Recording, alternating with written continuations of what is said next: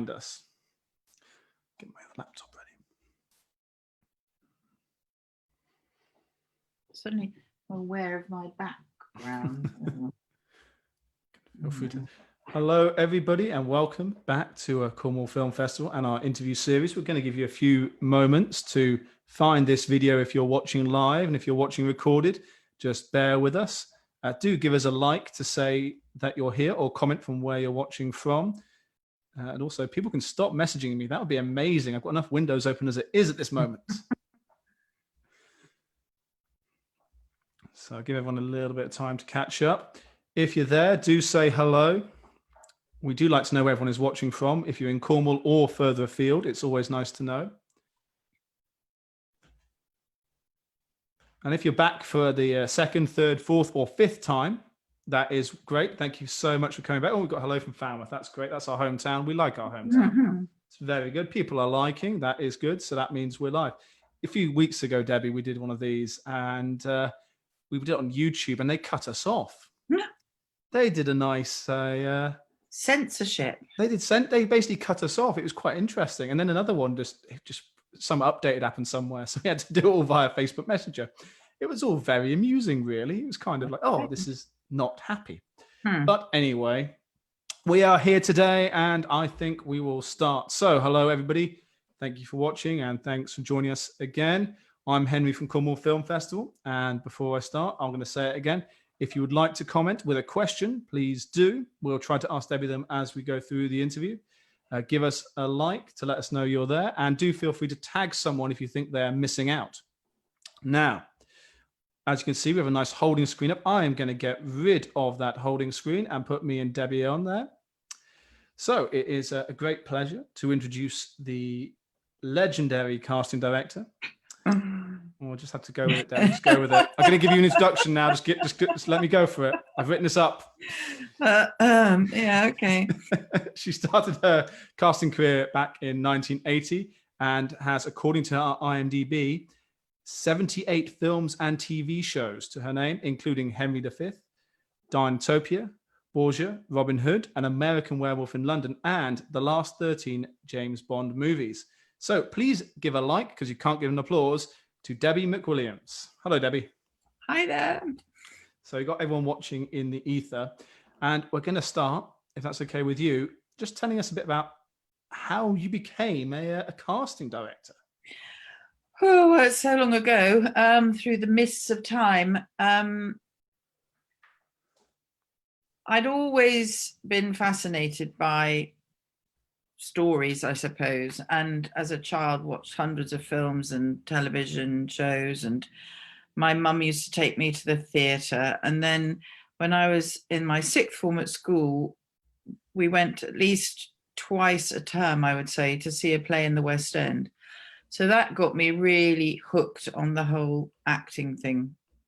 I didn't want to be an actress myself, and I thought, well, there must be other jobs surrounding the whole thing, but I had no idea what, because nobody ever talked about it, and there was no way of finding out, really.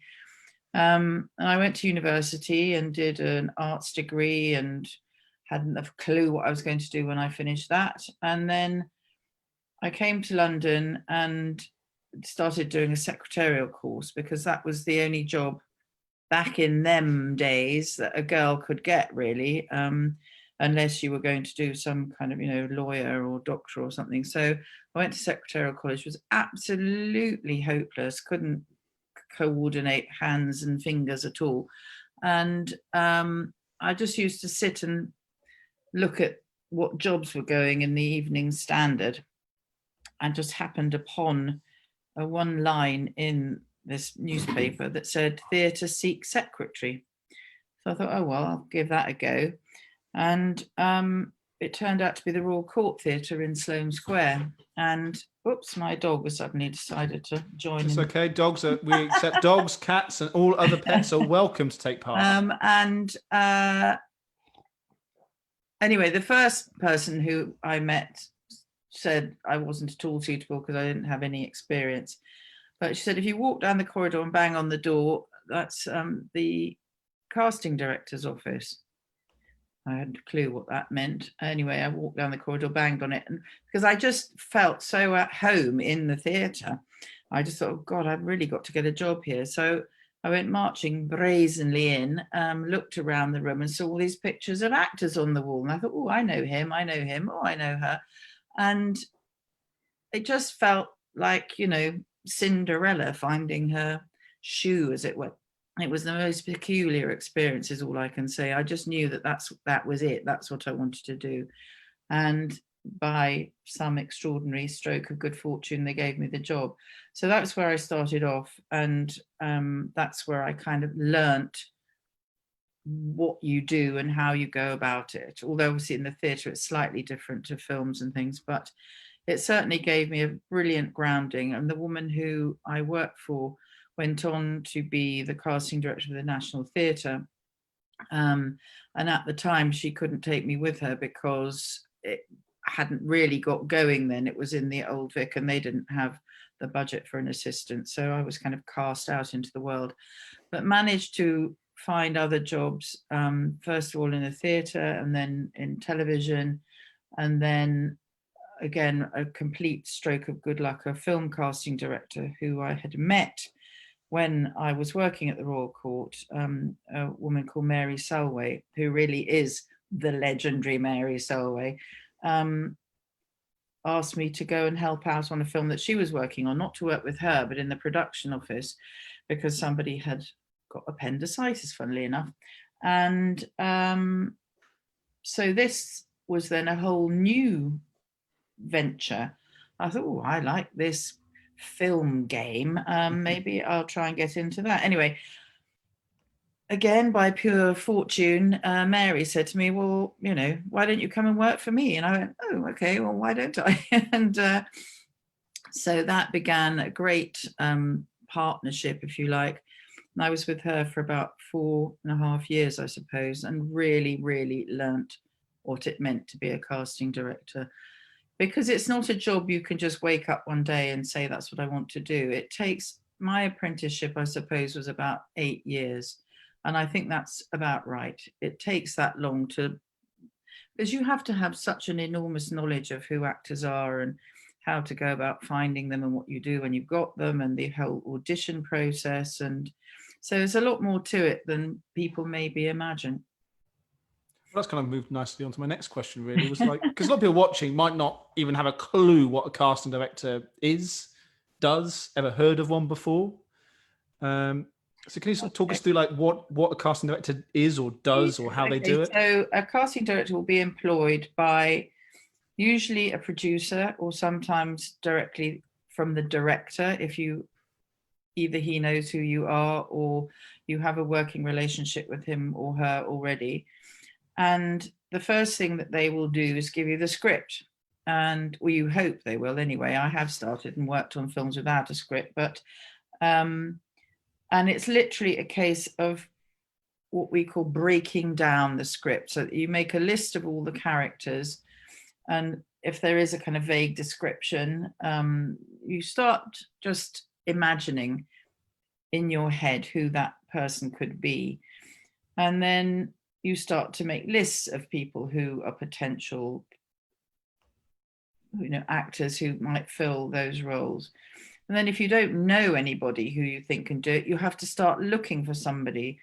And so that's the very beginning of the process. And obviously you have to interpret the wishes of the director, but also, particularly in films, the commercial wishes of the producer. So mostly producers want to make some money, obviously. And so very often it requires having a very well-known name in the leading parts, which is not always the best idea, I have to say. And I've been very lucky on working on films where it hasn't been always necessarily the biggest requirement. But so you're having to try and match those things up. You're trying to please a lot of people, but also have a lot of input yourself and introduce them to people that they probably don't know, but have the good instinct and the background knowledge to feel confident that they could take on these parts.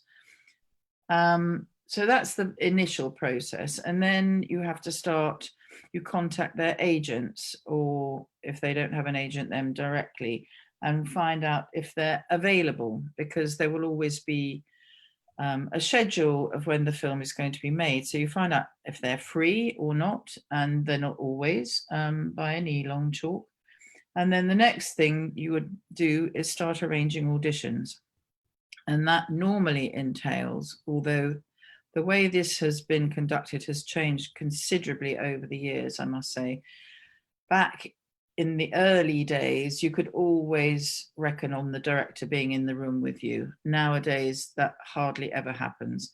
They expect you to prepare everybody and prepare everything and do the auditions yourself in a studio or something with a camera. And I always try and get an actor to read in with whoever is doing it. And then we edit those, we direct those auditions, and I always, try and get the very, very best out of anyone who comes in, because you can always tell how nervous people are. And so you go through that process, then submit this to, first of all, the director, and he will decide who he likes and wants to go further with. And then he will probably submit that to the producer, and then they will discuss it at length. And then gradually, you whittle the whole thing down until you decide who you want to offer it to. And that can be quite a long process. It can be quite a fast process.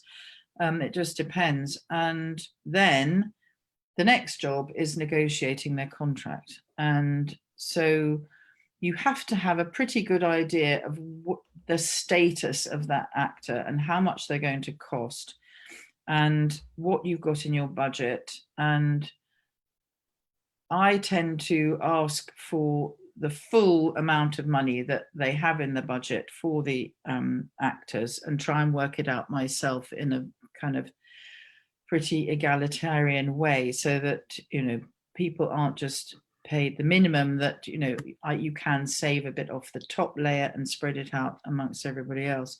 But that doesn't always happen. And so it's a long process, and it's one that requires a lot of dedication and a lot of what I would call bookkeeping, if you like. I mean, the people who work in my office have tried to make me paper free, but I just can't be. It's impossible. Is that the worst part about it then, being having all the paper build up?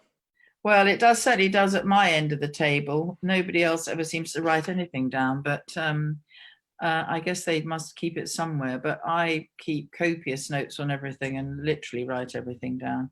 And then once the person is cast, you have to issue what's called a casting advice note, which gives all the information about them, which is sent to the various heads of department, like, accounts and costume and hair and makeup and so on and so on, so that then everybody knows how to get hold of people. And then we translate that into a contract.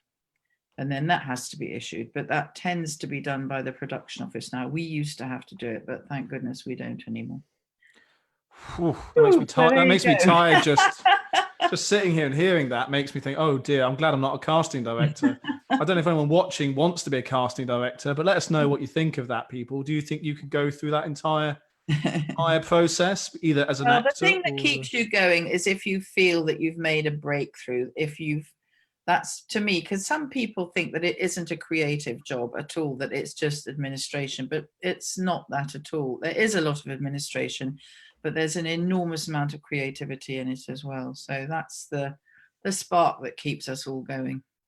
Well, that's good to hear, though. It's nice to hear that there's still admin involved as well. It's not as simple as just getting people in the room.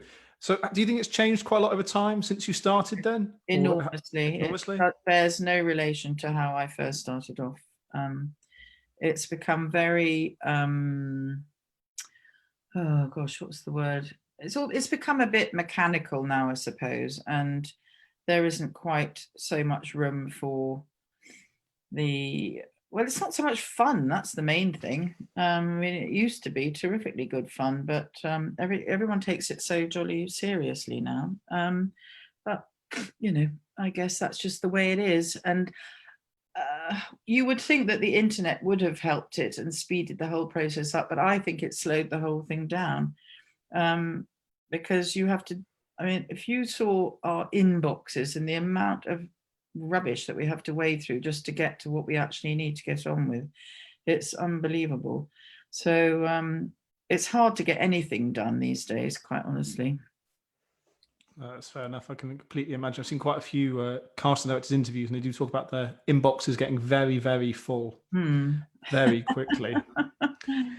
But we've got quite a few people watching now, so thank you everyone who's watching. Do remember to put your questions in the comments and give us a like and let us know where you're watching from. And if you want to say anything to Debbie, do feel free to put it in there as well. So we talked a bit about Debbie's background and what it is to be a casting director. So obviously those roles all become part of the projects, and Debbie's done a huge variety of projects over the years. Again, go back to her IMDb. I've got Sally and Louise on the Facebook today, and I'm sure they'll be posting links to all this stuff that I talk about as we go through. So what's been the most challenging project you've had, Debbie? I don't know. It's hard to say. Everyone is a challenging job. And I kind of start everything from scratch. I tend not to, I don't know, maybe I'm slightly old in this way, but I don't often cast the same people twice. I like to really expand and meet new people or discover new people or whatever. So I don't know which was the most challenging. What's been a complicated one? Has there been maybe a better way of putting it? Well, all the Bond films are incredibly complicated simply because they go over such a long shooting period. And they're probably the longest of just about any film you could work on. They're usually about 6 months. And that, just the logistics of that, of trying to hold the whole thing together. And, you tend to, you can't possibly start the film with everybody because no one will sign up that long in advance. And in fact, the challenge on all of those is always the girl and several girls. And because there's such an enormous expectation each time as to who it's going to be. And you want to try and surprise people and keep it fresh and different. And very often I'm not really given enough of a lead into it. And you just start and run at it like a crazy person starting a marathon sprinting. And but Sam Mendes, bless his heart, said because I told him that we had started Casino Royale without our leading lady and without our villain. And he just went pale and said, well, that's not going to happen to me. So I tell you what, why don't you start looking for the 2 girls now? And just that's all you're going to do for the next 2 months. And so that's what I did. And it was such a relief to have got them in place before all the rest of it started, that that made an enormous difference. So that's what I'd say is the most challenging. Well, we'll talk a bit about Bond just in a bit more detail, I think, in a moment. Because I know a lot of people who are watching are big fans, and you've done so many of them now. But aside from the big blockbusters that you do, you also do quite a lot. You've done quite a lot of indie, smaller projects. What sort of draws you to doing those ones? Oh, just because they tend to be more interesting, more interesting directors. Well, I'll tell you another one which was very challenging, although it was such a long time ago, was My Beautiful Laundrette. I mean, I absolutely had no experience of Pakistani actors at all. I didn't really know any. By the end of it, I knew every single one, I would say. So that was brilliant, doing all of that. And also Stephen Frears is a fantastic director to work for, and it gives you an enormous kind of free hand in casting unknowns, because at the time Daniel Day-Lewis was not known at all, and so it was great to be able to cast him. And so it I don't know, I think there's a bit more freedom in independent films, because the budgets aren't quite as big, and well, not nearly as big, and so there isn't quite the pressure that there is on the big budget stuff. No, that makes perfect sense. I'm sure a lot of people who have seen quite a few of those films and not realised, there's a lot more work that goes into it. Particularly when talent isn't known, those films they've done before do tend to come out a bit later and go, oh, I recognise that face from somewhere. Where did I see him? So I suppose then we better talk about Bond. You've done 13 Bond movies. How many Bonds have you cast?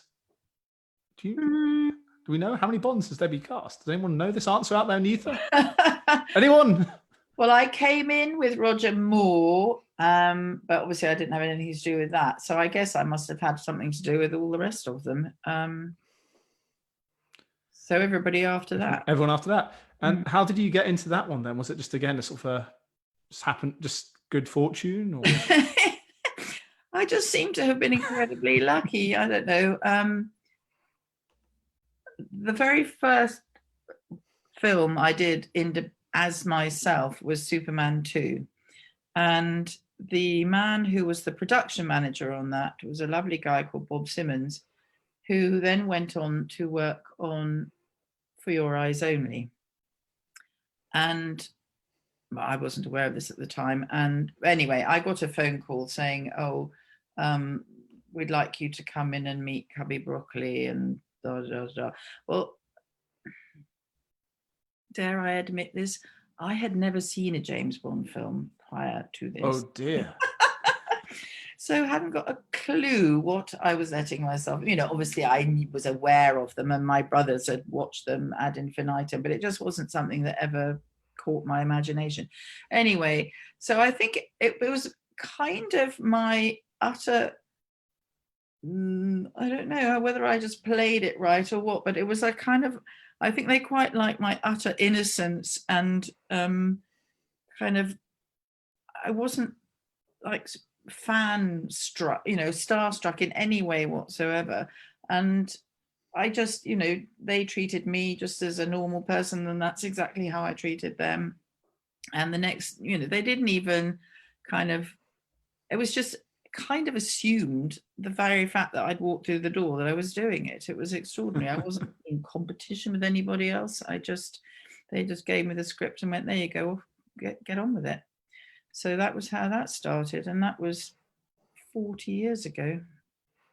And still going strong with Bond. The new one is due out this year now, of course. Well, we should have all been watching it by now, but were there any particular challenges on this one that don't give any plot holes all the way or anything? Or I couldn't possibly tell you. Yes, there was a lot. It was probably the most challenging one I've ever done. I'll come back when it's out. You'll understand when you see it.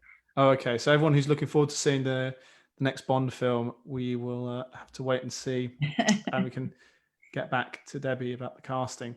So I think it's time for some questions for you from the audience. That's okay, Debbie? Yeah, sure. So let me go to my other page. I've had a comment on my hair saying I've combed it. Yes, Greg, I have. Well, no, it falls naturally like this. It does need a haircut. I know, anyway. Me too. Look at this. When are we? We've got this whole combination. I don't know, really. It's just, I'm destroying any street cred I had right now. But anyway, let's get on with the actual questions that people want to know. Go through the list. Okay. Someone who's starting out would like to know, how can they get noticed by casting directors or someone like you? Be good. Be good. Short films, features, or just show reels, anything? Anything. It's, a casting director can never know everybody. So if you are in something, you just better be good in what you're in, and somebody hopefully will see you. So, and don't be lazy and don't take anything for granted, and always be kind of at the top of your game. Always keep your pictures up to date, always keep any show reel up to date, because those are the tools of your trade. There you go, actors. So that's the first one for you. A couple of Bond-related ones. What was the brief you got for Dame Judi Dench when she was playing M? Was there a brief? No, not really. No. M was M. M was M. And at the time when she was cast, I think it was during the Stella Rimington era. So Muggins goes, well, why can't it be a woman? And Barbara Broccoli said, it's got to be a woman. Let's get Judi Dench. And I went, oh God, I don't think she'll do it.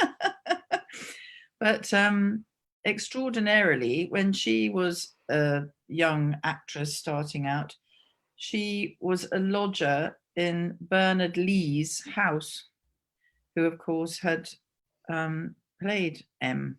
And so she just went, well, I'm going to do it. It seems like fate. So there we go. Definitely. It's nice. That's a nice link up. We've had quite a few of those recently with actors knowing people or in some way being linked up to them. Okay, back to actors. Do you have a pet hate that actors do when they walk into the room or talking to you?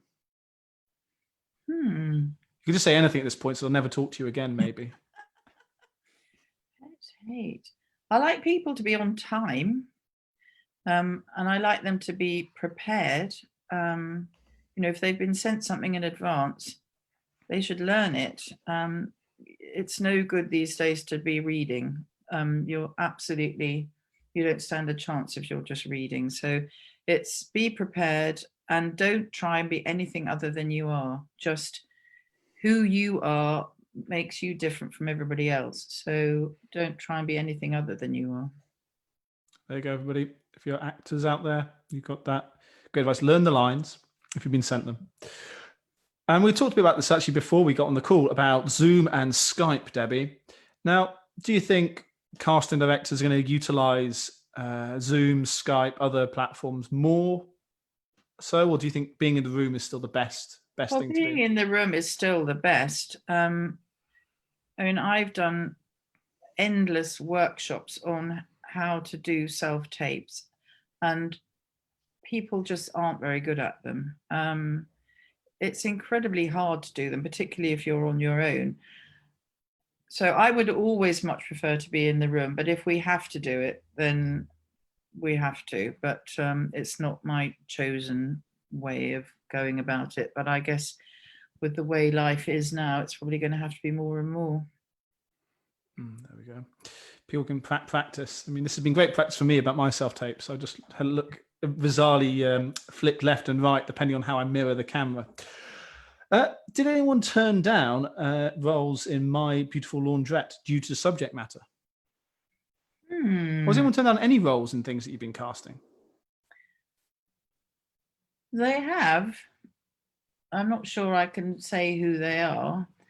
My Beautiful. No, I don't think anybody was remotely abashed by that. A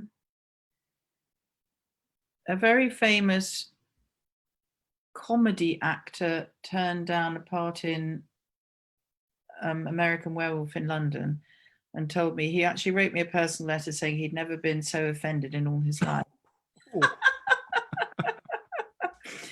And there have been some people who've turned down roles in Bond, not very many, but there've been a few. Okay, that's interesting. Everyone kind of sort of go to those forums now and have the debate about who they think it was.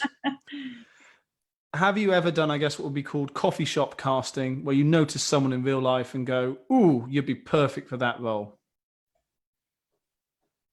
No. In a word, I quite often, when I worked in Soho, I'd quite often bump into actors in the street. So that would be quite a good reminder, particularly coming in and out of the Poland Street car park. But no, I mean, I honestly, there are very, very few and rare occasions where non-actors are able to do it. And I would always start with an actor. So no, you may think that somebody looks like they could do it, but I would never go down that road, I'm afraid. I mean, I know a lot of people who do, and people who do street casting, and strangely enough, there are quite a lot of actors in France who've been just spotted in the street. Romain Duris, if anyone knows who he is, for instance, was not an actor at all, and somebody saw him walking down the Champs-Elysees and went, oh, hey, hang on a minute. And then things started happening. So it does happen then? It does happen, yeah. I suppose building on from that, do you ever think social media plays a part in casting an actor, or is that more the producer who might have an interest in that? I have absolutely no interest in social media whatsoever, I'm afraid. If people start saying to me, oh, how many Instagram followers, I would just walk out, because I think it is absolutely, it has no relation whatsoever to the talent of that person. It just doesn't. And I think it's ridiculous, but I know it happens, but I don't approve of it. That's fair enough. I think everyone has different views, and it's great to hear what your view is there on that. Let's see what else we've got. I'm just trying to wade through them now. They're all coming in. People getting in contact with you. Let's say people want to get in contact with you somehow. Would they email your office, go through an agent, or do you send out casting calls, do generals? Well, if we're casting something, we put it out on Spotlight. I tend to go through agents, I have to say, simply because we are so accessible. Anybody can get our emails, and trust me, I've very rarely cast somebody through getting an email from them. Once or twice, but not very often. It's just not the way I work. I like to have seen the person's work, or at least have an idea that they're going to be right for what I'm doing. There just isn't time to see hundreds and hundreds of people who might be right. It's a bit too fast and furious for that. Would you ever work on the Fast and Furious films, do you think? No. No. Never. There could be a whole new franchise for you to get involved in there. Let's have a look. Going back to self-tapes then, we've got someone asking, if they sent you a tape for an audition, would you want multiple takes or just one? Or how do you feel about sort of different styles maybe? It's useful usually to do, say, 2 versions, but no more than that. But also it's up to that person to be incredibly self-critical and do as many takes as they feel until they're happy with it, and only send the best ones. But my advice would always be to try and get somebody to help you if you possibly can, because it doesn't half make a difference to have somebody reading in with you, preferably of the right sex, and preferably who's another actor, rather than your mum or you just got to make them look as professional as possible. I really don't want to see people standing in their kitchens or well, I'm sat in my kitchen currently, looking at their washing hanging up in the background. It's just, people just don't think about it. So everyone needs to take a bit more time with their self-tapes. Yeah, really. a bit more time. Have a plain background, somewhere that's quiet, somewhere that they can just concentrate on it. I mean, I've had people, doing it at bus stops and, with traffic noise and wind, and it's like, oh, for goodness sake, what are you thinking? I don't know. I think people just don't take them seriously enough. And a good self-tape can get you the job. A bad self-tape can just put you at the bottom of the pile. And I tell you also, is directors are really, they get so stuck on the way somebody has auditioned. They'll go back over them and over them and obsess about them and go, why did they do it like that?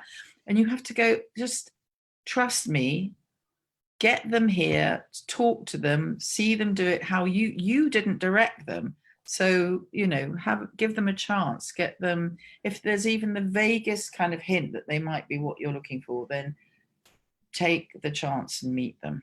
But they are very, very critical, and much more than I am. I mean, and I'm pretty critical, so. Interesting. I think we've got time for a couple more questions, if that's okay then. Do you have much experience then with actors who don't speak English? Do you cast in foreign languages, or is it all just English? No, I've literally cast, without wishing to sound too, I've been everywhere, and I've cast people in the middle of the Atacama Desert in Chile. Well, that must who be didn't interesting. speak a word of English, but I did have a translator with me. But no, I've done a lot of casting in different countries. I mean, generally speaking, you will be looking for somebody who does speak English or have an understanding of it. I mean, I did go once to Korea, and that was a bit of a waste of time because people at that time, anyway, this is sort of 20 odd years ago, didn't speak English at all. And whilst I did meet some lovely actors, they just wouldn't have been able to do the part in English. So you get to travel the world then casting. So when you are working these big projects, do you cast in country, or do you still end up casting here and then take everyone over there? Or sorry, what day? Repeat the bit again. So when you are casting these large projects that have international locations, do you cast worldwide, or do you cast in just one country? Or well, it depends where you are. Like for instance, on the last Bond film, we cast some people in Jamaica because we were shooting there. We cast people in Italy because we were shooting there. It just depends what the requirements are. If they're a cast who are meant to come from wherever you're filming, then you would go there and find them for the most part. It depends also on the size of the part. If it's a bigger part and a more involved part, then you would try and find them. Although that doesn't really stack up on a Bond film. I just go wherever I think I'm going to find the best people. Fair enough. So it's best person for the job ultimately there, really. Okay, last few quick fire ones. Who would you like to see as the next James Bond? Can you possibly have an opinion on this? No, none whatsoever. Okay, we'll move on from that one, but it's worth asking. You never know. You might have told us something. I know who I wouldn't want to do it, but I can't say that either. Can't say that either. All for the memoir. All from the memoir, maybe. Okay, last couple. Do all agents get breakdowns that you send out on Spotlight? No, I'm afraid not. No, fair enough. There we go. It's nice from the quick fire, isn't it? Well, there's just too many, and I don't know them all, so I tend to kind of rely on people whose judgment I trust. Yeah, no, makes perfect sense. That's okay. It's just nice people to know, isn't it? They just ask the question, so we'll ask them. And then, okay, last few then. Anything coming up after the lockdown? Not that I know of. Well, there were things that were about to happen that might come back again, but who knows? So it's, we're all in the dark, frankly. Oh, that's fair enough. I mean, we'll see what happens. So thank you, everyone, for your questions. But I've got one last question for Debbie. Debbie, when the lockdown is lifted, what is the first thing you're going to do for yourself? Get drunk, I expect. I don't know. What am I going to do? I would like to have a huge dinner party and invite everybody I know. And then jump in my car and drive to France. Sounds very nice indeed.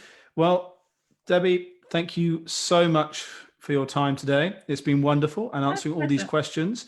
Thank you, everyone, for joining us live and asking the questions and liking, and everyone who's watching the catch up. We do hope you've enjoyed and do come back for more. We're taking a break next week from the interviews, but we do have something special coming out.